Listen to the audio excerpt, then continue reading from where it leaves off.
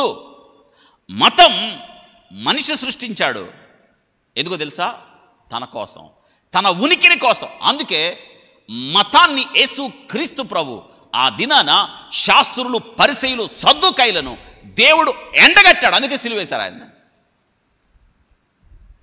సున్నం కొట్టిన సమాధుల్లారా అన్నాడా లేదా? అవును.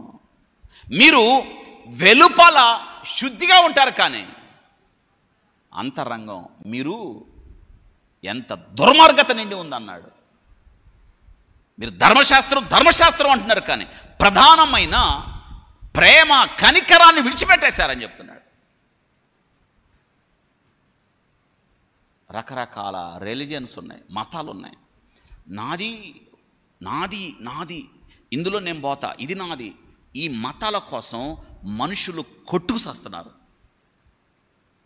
యేసు క్రీస్తు సిలువ వేయబడింది ఈ మతం కోసమే. మత్తులో ఉన్న మానవాళి నేత్రాలను వెలిగించడానికి జీసస్ పెయిడ్ ద పెనాల్టీ. వింటున్నారా?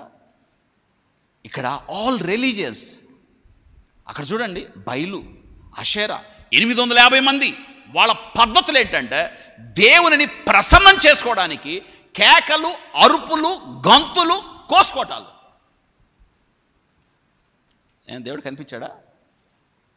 అందుకే మనం ఒక మాట తెలుసుకోవాలి, ఏంటంటే to demonstrate the power and the faithfulness of God, you have to demonstrate that Jesus is the only God. ఈ సమయం అందు మనం ఏం చేయాలి తెలుసా? డిమాన్స్ట్రేట్ చేయాలి. వన్ వే, ఒకే మార్గం. ఆ మార్గం ఏంటంటే యేసుక్రీస్తే. అన్ని మతాలు దేవుడి గురించి మాట్లాడతాయి. ఆ దేవుడు ఎవరంటే ఆ మతాల మత్తును విదిలించే, మతం మత్తులో బానిసలుగా ఉన్న వ్యక్తుల కొరకు క్రీస్తు ప్రభు ఈ లోకానికి వచ్చాడు. అందుకే ఆయనతో వివాదానికి దిగారు ఆ దినాన మతాధికారులు. వింటున్నారా? కాబట్టి ఇక్కడ మనం తెలుసుకోవాల్సిన విషయం ఏంటంటే ట్రూ వర్షిప్, నిజమైన ఆరాధన, నిజమైన దేవుని నువ్వు లోకానికి పరిచయం చేయాలి. దానికి ఏం కావాలంటే కమిట్మెంట్. దేవుని కొరకు, అందుకే ఎలీయా అన్నాడు, దేవుని కొరకు రోషం కలిగిన వాడిని నేను ఒక్కడనే ఉన్నాను. ఎందుకో తెలుసా? నువ్వు దేవుని కొరకు నిలబడితే గాడ్స్ పవర్ ఈజ్ అన్లిమిటెడ్. దేవుని యొక్క శక్తి ఎంత గొప్పదో తెలుసా? అన్లిమిటెడ్. నువ్వు దేవుని కొరకు నిలబడితే దేవుడు నీ కొరకు చేయందేముంది? ఈరోజు ఈ చివరి దినాల్లో మనం ఉండాల్సింది ఏంటో తెలుసా? అదే. ఎందుకంటే God's standards should not be compromised. దేవుని స్టాండర్డ్స్ దేవునికే ఉంటాయి.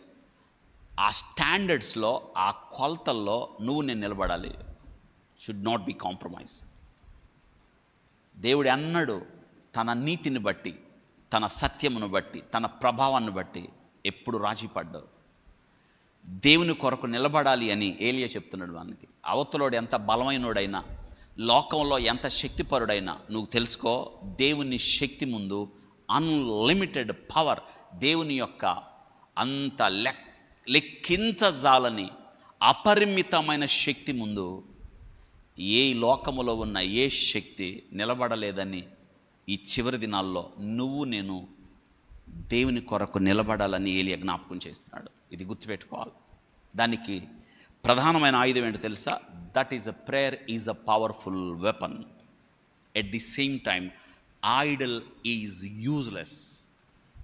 నీవు ఎంత నీ ప్రార్థన బలంగా ఉంటుందో అట్ ఆపోజిట్ ఏంటంటే, ఒక మాట చదువుకుందామా? 115వ కీర్తన, అక్కడ మీకు ఏం చెప్తున్నాడో చూడండి. 115వ కీర్తనలో రండి, 3 నుంచి చదవాలి మనం. మా దేవుడు ఆకాశమందున్నాడు, తనకిచ్చిమొచ్చినట్లుగా సమస్తమైన వారి విగ్రహములు వెండి బంగారువి, అవి మనుష్యుల చేతి పనులు. వాటికి నోరుండి పలకవు, కనులుండి చూడవు, చెవులుండి వినవు, ముక్కులుండి వాసన చూడవు, చేతులుండి పట్టుకొనవు, పాదములుండి నడవవు, గొంతుకుతో, ఇంపార్టెంట్ వర్స్ 8, వాటిని చేయువారును వాటి యందు నమ్మికుంచు వారందును వాటి వంటి వారై అని 9వ వచనంలో అప్పీల్. ఇశ్రాయేలీయులారా యెహోవాను, అంతే, యెహోవాను నమ్ముకొనుడి. ఏమా వింటున్నారా? యెహోవాను నమ్ముకొనుడి. If the Lord is God simply follow him. Jehovah దేవుడైతే ఆయన వెంబడించాలి.